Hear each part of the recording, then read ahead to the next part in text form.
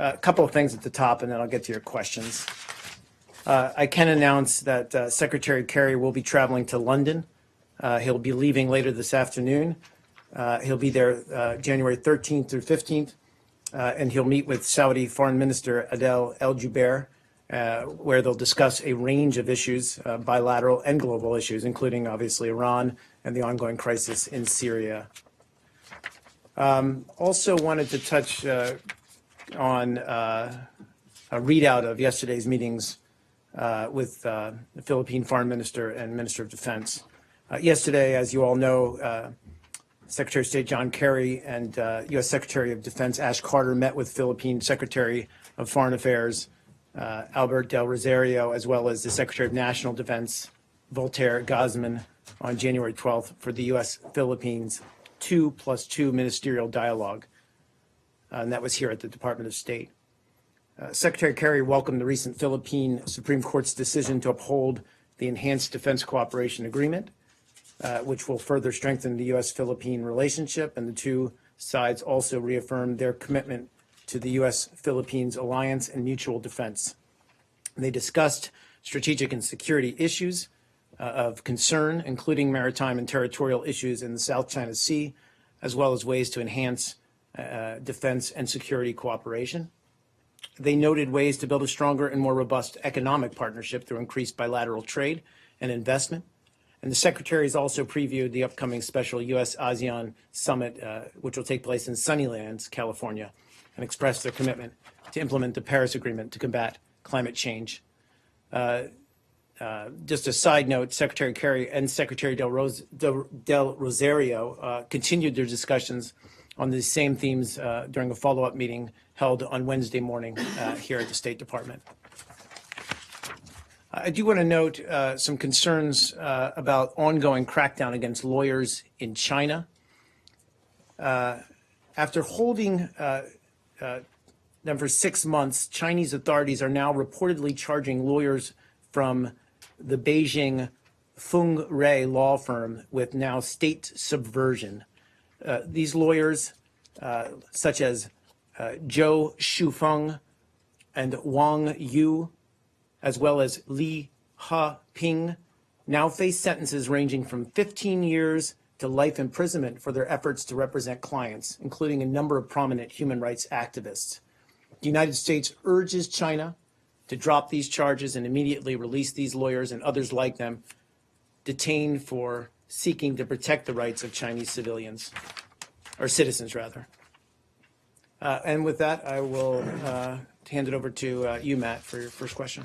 Right. So before we get to this potentially intriguing travel announcement, I want to start with Iran and of course, the sailors and the ships. I realize a senior official just said that it was up to the Pentagon to determine whether the treatment of the sailors while they were being detained was in violation of any kind of international agreement.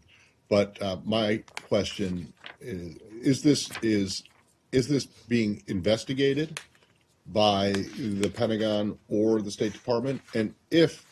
And please don't say this is hypothetical so you won't answer it, but if it is found, really? Well, let's bet. Let's see what happens here. If it is found, or if it is determined by the competent authorities here in the States, whether that's the Pentagon or here or wherever, that they were in fact mistreated or treated in violation of some kind of any kind of international agreement, per what we've seen on the video and the pictures, will the administration make the appropriate complaint to Iranian authorities or to international authorities? Sure. So starting with your first question, look, we've seen no indications thus far that they were mistreated during their period of detention. In fact, it was our understanding that they were given blankets, a place to sleep, as well as fed. That said, and speaks to your second question, of course, there's going to be a period of debriefing these sailors. That's ongoing, and that's really a matter for the Pentagon to speak to. But in answer to your question, will there be some kind of follow-up or assessment? Well, of course, they're always going to talk to these sailors get firsthand knowledge of how they were treated and modify our assessment of their treatment based on their input. Clearly, that's going to be a part of how we assess their overall treatment. In answer to your third question, it is speculative or hypothetical. Let's wait and see what we hear back as we assess the situation. Again, our initial assessment is that they were treated humanely. I know there's some videos out there circulating. We'll obviously have to validate their veracity and their authenticity rather. As we look at this, we'll continue to assess and, if appropriate, comment further on how we view their treatment. Okay, so you failed the test because Not you true. said it's a hypothetical. And, I did say it was hypothetical, but why can't you say that the administration will complain or take the appropriate action if it is determined that they've been treated in violation of? If I was not direct enough in my response, what I'm trying to say is we're going to assess. We're going to continue. We're going to talk to the sailors. Obviously, for their firsthand impressions, and obviously are the most important here. We're going to look at the videos. We're going to assess all of that, and if we need to adjust what we said publicly and privately, we'll adjust. So does that mean that you will take whatever action is appropriate if there was a violation? If you determine there was a violation, you're saying that you'll adjust your assessment of how they were treated. I'm saying that if you do adjust your assessment of how they were treated and find, based on the interviews with them as well as the video and the photographs that have appeared, and find that they were not treated in compliance with international rules, why won't you say that you'll take appropriate action against the Iranians? I think we would take appropriate action, but if our assessment changed. But at this point, we have not. We've made an initial assessment. We're still in the process of gathering that information. And might you say that right now, so far, you're generally happy with how this I did say that. I said, our initial impression was that they were well treated. And that includes what you've seen in the video. Again, this videos actually just broke or just came across. I've seen. Yeah, them, but people have seen it. Right. But at first glance, that doesn't equate to a violation. Again, I think that'll be part of our overall assessment. If it was found that these sailors did venture into Iranian territory, would it be appropriate to apologize for that? Well, first of all, and I know that a senior State Department official just spoke to this, there was no official U.S. Apology given to the Iranians. I think that's been a little bit of a canard or whatever out there in the press this morning, that there was the impression given that there was some kind of apology. Well, for one thing, the there was sailor not. did apologize on camera. Whether that was coerced or not, we don't know. But Exactly. there was certainly an apology issued. Precisely, by but the that was not an parties official, involved. U.S. government Right. apology. But again, my question is, if you did venture into those waters, would there be reason? Would an apology therefore be appropriate? Justin, how I'd put it is, and again, this is really for the Department of Defense to speak to. But that said, just speaking broadly about the incident, Secretary Kerry was, as many of you know, very quick to respond to Iran, to his counterpart, give the details of what we knew the situation to be. And I think it was simply, again, according to what we know about this, an accident, a mechanical malfunction. I think it was handled diplomatically, which is always the ideal way. Certainly, we here at the State Department believe that. But I don't think there's necessarily a need for any kind of apology here. This was handled professionally, at least, and again, in our initial assessments, professionally by both sides. Well, since the apparently successful denouement, people, including Secretary Kerry, have been quick to link this to the success of this to the closer ties that the United States and Tehran have built up since the Iran nuclear program. You're not worried there'll be a perception that you're exploiting what could have been a very dangerous incident, and that there's been a very quick political recuperation of what happened there. What happened yesterday was an accident, but today we're being told that the successful resolution of this is a tribute to Secretary Kerry's excellent work in Vienna last year. Well, I think what it is it's a testament to the lines of communication that were opened through those negotiations. The fact that Secretary Kerry had a relationship with Foreign Minister Zarif, that he could pick up the phone and explain to him what our assessment was of what had happened and ask for his help and assistance in resolving the situation diplomatically and professionally. I think it does speak to that kind of relationship, that they're able to discuss matters now beyond the nuclear talks. Americans are watching their sailors with their hands on their head on television, and Secretary Kerry is saying that that what happened shows how friendly we are with Iran now. Well, look, I mean, and Secretary Kerry was very clear in his statement this morning. I mean, he's a former naval officer himself. He knows the vital work that these sailors do. He is first and foremost in his mind, certainly yesterday and obviously today, is the safety and well-being of these sailors, and that was always his foremost in his mind as he sought to resolve the situation. Can I ask if you accept the premise of Dave's question, which was that this was an accident? Not on your part, not on the part of the Navy, but have you come to the assessment, has the administration come to the assessment that what the Iranians did was accidental in taking them, or it was somehow wrong? Again, I can only speak to what is the official The question chronology was of events. on this being an accident. Although my premise was that it was an accident that you strayed into their waters. Correct. That's right, and that is my understanding as well. Is they had mechanical problems. Again, You're sure that I this would was refer not? you to the I'm not Department of talking about Defense. the U.S. part of it. I'm talking about the Iranian part of it. Are you satisfied that the Iranian intention here, in detaining these people, was? I don't know if they characterize it. I would refer you to the Iranians, but I don't know if they ever characterize this as an accidental detention of No, these I sailors. know it was. Oh, I understand what you're saying. Okay, It was sorry, I intentional. apologize. Yeah, I mean, I think yes. I mean, I think that we're. So the question then is that don't you think it's a bit unusual, given the fact that you're hailing these warmer ties, that they would have detained them in the first place? And subjected them to this, Well, treatment again, where their hands are over their heads again, and being really, photographed, which is a violation of the Geneva Convention, which I'm going to refer you assume to the applies. Department of Defense to talk about the chronology and the events that led up to their detention. It's not, what I can speak to is, Secretary Kerry's role in reaching out to his counterpart and trying to resolve the situation. Please. Taking them with their hands over their heads, that is a violation of the Geneva Convention. I'm not Is that able to give that kind violation? of legal adjudication at this point, no. Okay, but I mean, The Secretary in of generally State would- speaking, you're not supposed to show images of detained or prisoners of war, but Right. you So know, that part, again, showing we've got them- some videos out there Right. circulating. We don't know if they're authentic. We don't know much about them other than they're out there circulating right now. We're going to assess. you think that the Secretary was too quick to say that they were treated well, they were given food and blankets and so on? Was he quick to say that?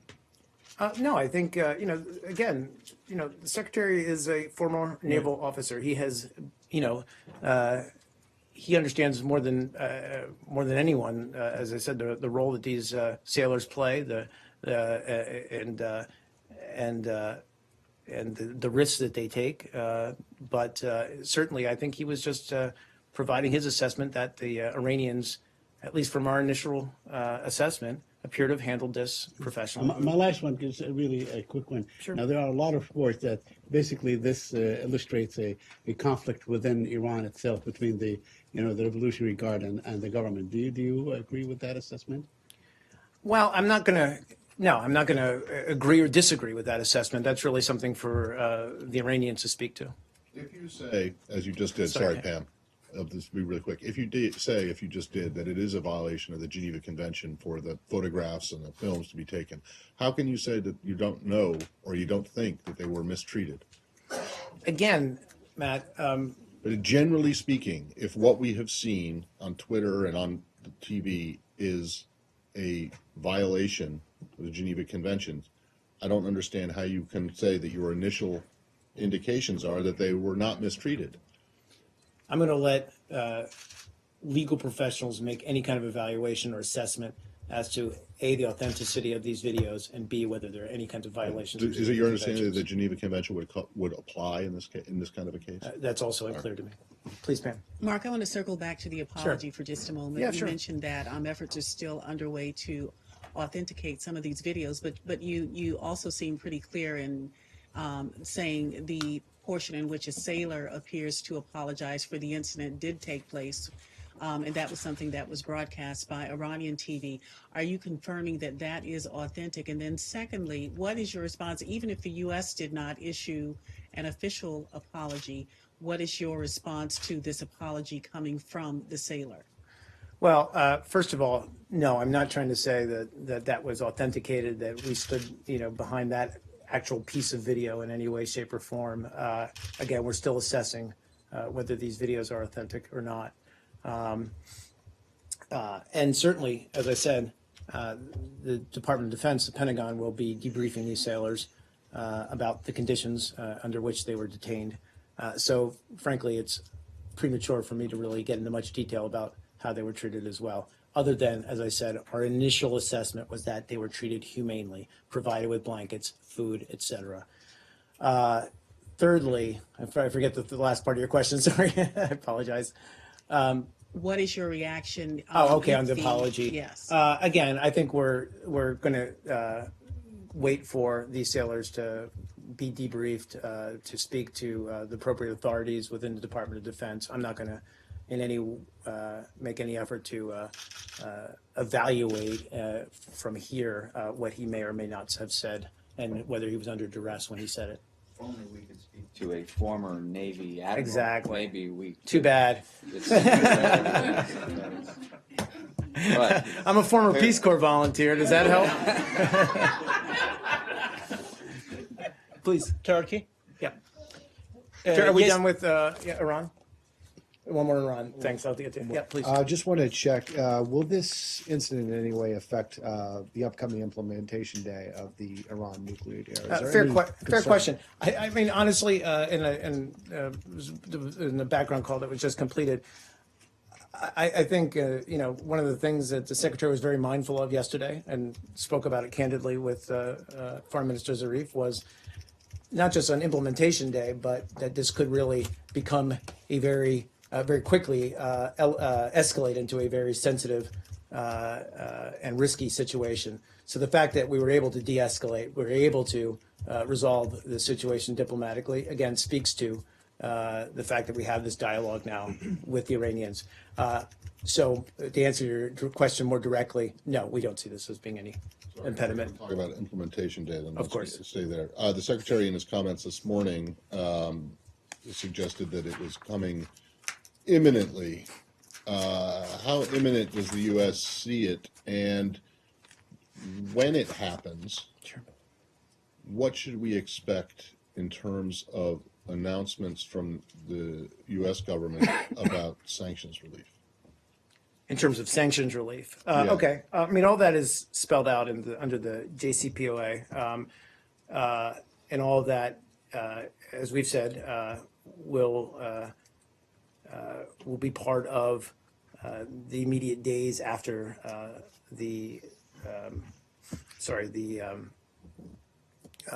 implementation day. I apologize.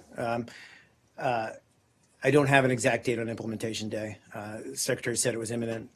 His words obviously stand. I think we're still waiting. We've seen progress in the last couple of weeks. There's Right. still steps that need to be taken. In terms of sanctions relief, I don't have a direct, I'd have to check on that and find out. Right, when. but what I'm asking is more, I guess this is kind of a logistical question. Sure thing. Which is once it is announced Right. that the deal has been implemented, should we expect to see from the U.S. Immediately thereafter statements or notices from the Treasury Department or whoever Sure. outlining what the immediate steps are in terms of sanctions relief? I think you can expect kind of a next steps. First of all, an acknowledgement of the event. I'm not sure what shape or form that's going to take, whether it'll be statement or something else. And we'll obviously keep you informed as we get closer to implementation day and as we have a fixed date of when that date's going to be. And then in terms of sanctions relief or what's going to follow, certainly we'll keep you guys informed about that as well. Iran says this weekend, is that something you can rule out or in? I would rule it neither out nor in. So Mr. Kerry could always go from London to Geneva quite quickly. When we have something to announce, we'll announce it. Can we change topics? Sure, but he asked Turkey. Thank you. We can talk Turkey. Sorry. Thank you. Yesterday there was a apparent attack in Istanbul Sultanahmet Square, and you issued statement. So far, ISIS has not claimed the attack. Do you have any further comment? What's your understanding whether is this ISIS, and have you reached the Turkish government today? Turkish Prime Minister Davutoğlu said secret actors are behind Istanbul attack. We are trying to reveal who used Daesh in this particular instance. Well, in terms of investigation into the attack, I'd have to refer you to, excuse me, Turkish authorities who are best positioned to speak to who is likely culprits and who is behind it. We obviously issued a statement yesterday strongly condemning this attack, and we extended our condolences and continue to extend them to those who were killed, to the victims and those who were injured, and wishing them a speedy recovery. And we stand in solidarity with the Turkish people and reaffirm our determination to continue to work with Turkey to combat our shared threat of terrorism. And there is a Please. there is this particular area by the Syria border. It's this 98 kilometers. Do you have any update on that? It's supposed to be some kind of movement or campaign was supposed to be launched against the ISIS on the other side of the border as Sure. well. I don't have any update specific to that region. It's something, and Brett McGurk has spoken to this in his briefings here. It's something we continue to work at with the Turkish government and with other groups who are active in northern Syria fighting ISIL. We've got to close it. We've got to secure that space. We all realize that, and we're making steady progress in doing so. That's it. And then, why don't you? Yeah. Thank you. So this was after the U.S. dropped bombs in central Mosul and destroyed a building full of ISIL's cash. CNN reported that U.S. commanders had been willing to consider up to 50 civilian casualties from the airstrike due to the importance of the target. Do you agree with the Pentagon when they say 50 civilian casualties could be tolerated with this kind of a target? I've not seen any statements, so I have no idea what you're referring to.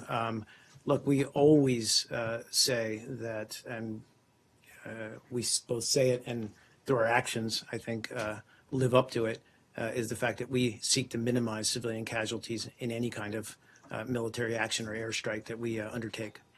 Previously, you called reports about civilian casualties and Russian strikes disturbing. What does the number of civilian deaths have to be for you to call it disturbing? Well, again, I don't think, so when we're talking about civilian casualties, what we always say, and I think live up to, is the fact that we always seek to minimize civilian casualties in any kind of operation, military operation, airstrike that we carry out. What we have also said about what we've seen as a result of Russian airstrikes that have been carried out in Syria thus far are what appear to be excessive civilian casualties in some of these airstrikes. We base that on, as you know, a number of NGO reports, as well as information that we're able to gather from our own sources, that we've seen excessive numbers. I'm not going to give you a number certain that over 5 civilians, really any civilian death, is a matter of concern, and we've been very candid about that. But we also recognize, and I think what's important here is when we do cause civilian casualties, we recognize that. And in the case of Afghanistan, certainly we conducted a thorough investigation into that incident in Kunduz, where a Médecins Sans Frontières hospital was struck by ordnance from the U.S. military. So I think a couple of points here. One, there's accountability when and if civilian casualties are caused by U.S. forces. And then secondly, always an effort at the root of all of our military operations to minimize civilian casualties, if not avoid them altogether. Just to clarify, Sure. What is the standard by which you judge when deciding to criticize civilian casualties? Is it a number or is it? No, I wouldn't say it's a number, but it's, I would say that it's, again, and I would preface my remarks by you should really speak to the Pentagon, who are much better at assessing these types of incidents. But I think, clearly we want to see any use of force seek to minimize civilian casualties. If we see a pattern of excessive civilian casualties, or if we see airstrikes that seem to be carried out. Casualties? Do you have a numbers for such an assessment? I just said I don't have a specific number, but I think if we see a pattern emerge where it appears that civilian casualties are the result of continued airstrikes, and again, that's not just what's happening in Syria, it's elsewhere in the world as well, then we express concern about that. Do you Please. think? Yeah, sure. Isn't one civilian casualty really too many? I said that. I said we seek to minimize and seek obviously to avoid avoid, yeah. civilian If casualties your altogether. overriding concern was to minimize the number, you'd never drop a single bomb. So the value of the target is a relevant calculation. Yes, but I would also say, again, and I'm speaking as someone who's a non-military, but from our vantage point and what I think we've said publicly about this is that we always consider in the calculus the possible effects on the civilian populations of any military operation we carry But out. there is a calculus, so a particularly important target, you'd be prepared to tolerate a greater number of civilian casualties. Again, I'm not going to give you a formula for that. I think, No, but I mean, obviously. he's used the word but I calculus. think- I'm just trying to. No, I understand it. Yeah. I'm not trying to be facetious at all. I'm just trying to say that these are very difficult processes and very difficult decisions to make. And obviously, we're dealing with high-value targets. But I just would say that that's always part of our calculus when we're looking at this. But isn't that? Do you find it disturbing that the U.S. was willing to accept 50 civilian? Again, That's for your this target initial in comment Mosul. was that was somehow accepted as a part of it. I don't know that that's the case. Please say. Go to the Palestinian-Israeli issue. Sure. And talk about the excessive use of force there. I asked John last Friday, but since then, more than 15 Palestinians have been killed since last Friday, and hundreds have been wounded. At what point would you consider Israel's response to be the excessive use of force? Sure. I would put it this way. Again, we would say it's critical that every possible effort be taken to show restraint and guard against unnecessary loss of life and de-escalate tensions, recognizing that that's a part of the problem as well. And we're, with regards to, and I would clarify this, with regards to reports of protesters being killed, and we said this before, we're concerned over instances of death and injuries due to live fire from security forces. That's different from terrorist attacks, and obviously we're very strongly in support of Israel's right to defend its citizens. Well, as more and more reports come out that Israel is actually using live ammunition in quelling these demonstrations and so on, and in fact to the point where countries like Sweden, possibly other European countries, are beginning to look into these allegations of summary executions and so on. Will you consider the same? Will you look into these incidents to see where Israel has used these methods basically to eliminate protesters rather than neutralize them? Sure. Say, with respect to the Swedish government's remarks, or the Swedish foreign minister's remarks, I'm not going to refer to him to clarify his remarks. I'm also not going to adjudicate these kinds of things from the podium, other than to say, as we've said before, we strongly condemn all unlawful violence, and we remain concerned about the situation and continue to urge affirmative steps to restore calm and prevent further escalation.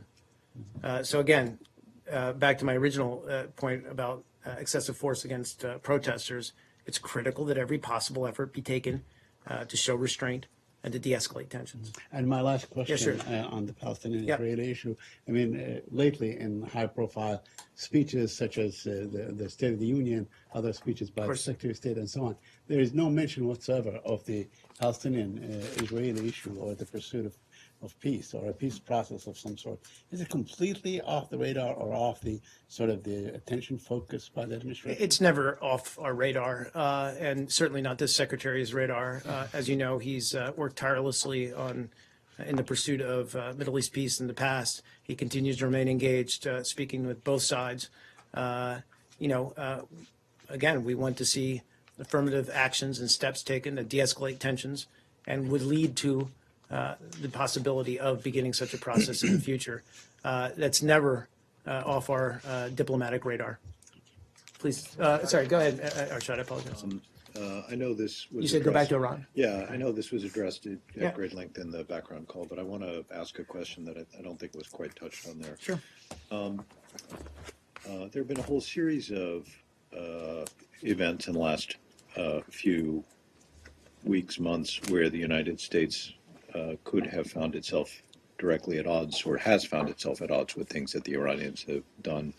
The ballistic missile tests, the firing of missiles in the vicinity of U.S. naval vessels, and then, of course, they're taking into custody these two ships, although that was obviously resolved very quickly.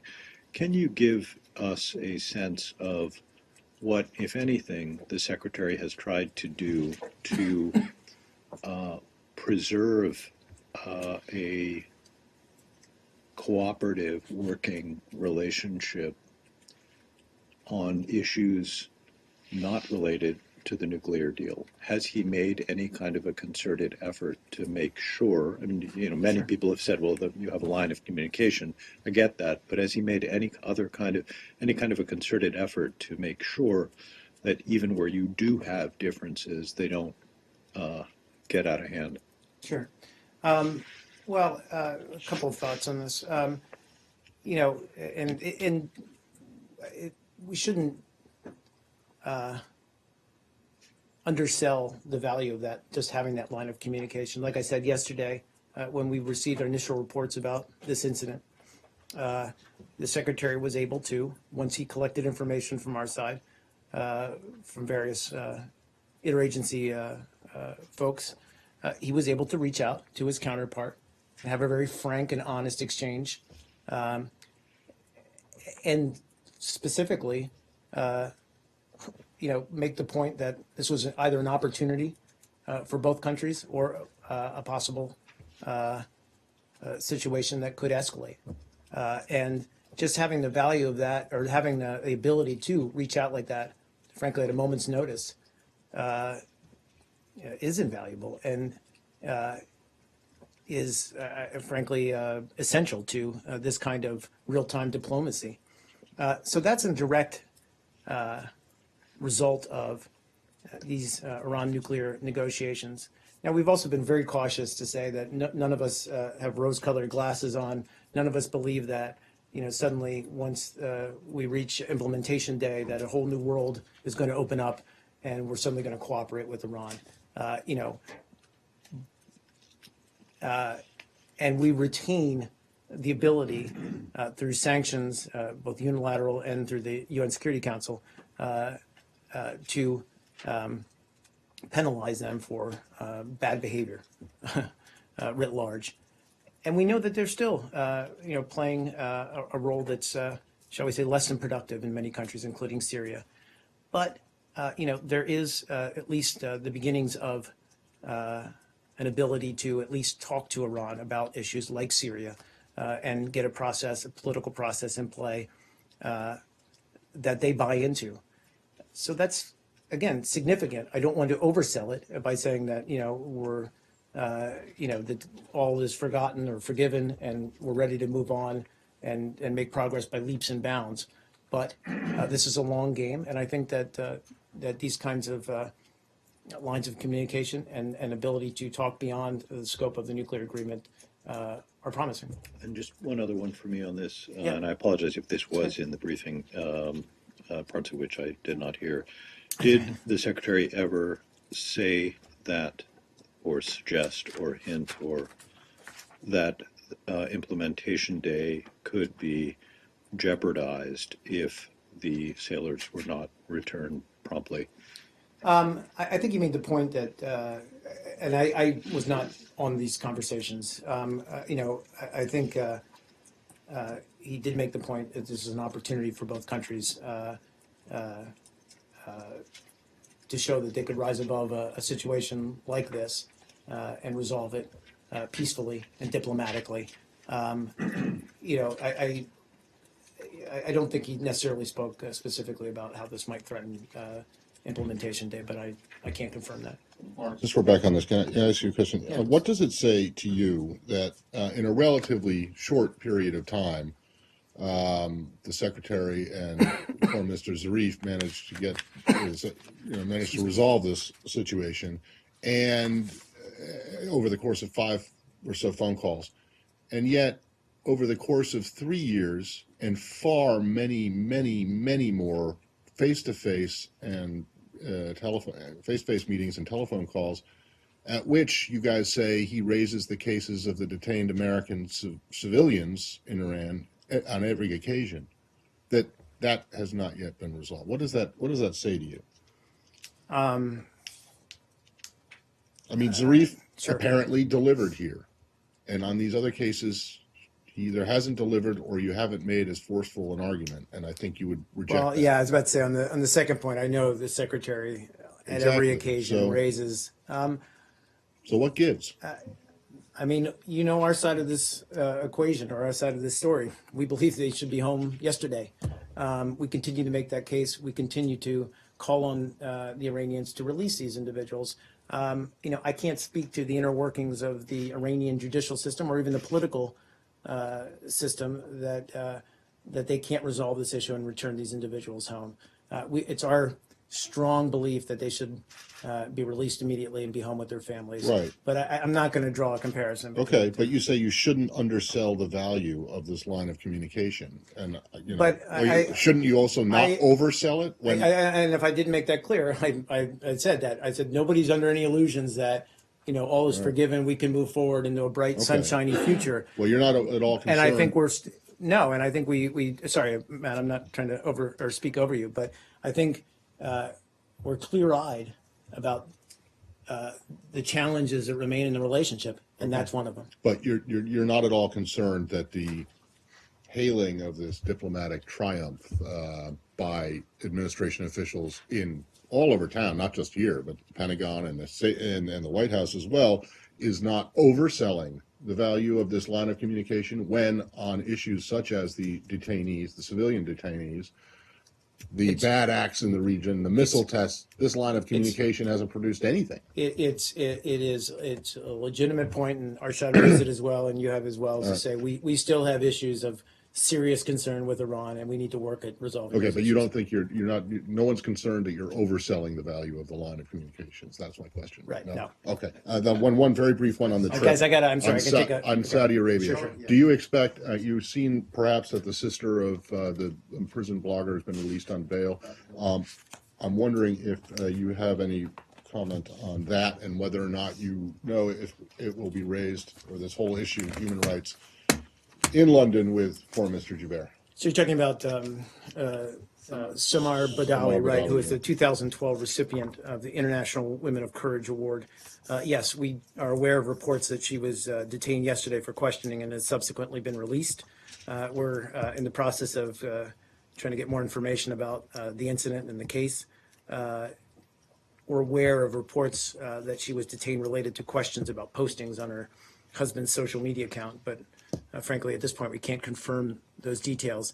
Look, we have an ongoing dialogue with Saudi Arabia. Obviously, the Secretary is going there to meet with Foreign Minister El Jubeir tomorrow. He's not One going of to those, Saudi, he's going to London, right? right? Of course, I apologize. Yeah, right, in London, of course, and it's on an array of issues. One of those issues is human rights. Reflecting the concerns that we raise consistently in our annual human rights report. As a matter of general policy, we certainly oppose laws that restrict the exercise of freedom of expression. And we would urge all countries, including Saudi Arabia, to protect those rights. And that, does it go without saying that he'll also raise the concerns that you had about the mass executions that sparked the whole Iran? I think we've raised those concerns and will continue to. Please, last question, guys. I apologize. Please. Would you consider 50 civilian casualties to be an excessive number? Again, I'm not going to put a number on it. I'm just not going to do that. And for not reasons specific to this case, we look at patterns. We look at actions on a whole where we see kind of blatant disregard for civilians on the ground. And again, we hold ourselves accountable to the same standards that we project onto other countries as well. That's it, guys. On the same subject, American NGO reportedly bombed in Idlib over the weekend by the Russian forces. Do you have any I confirmation? don't have any comment on that. I apologize. Sorry, guys. Thanks, man.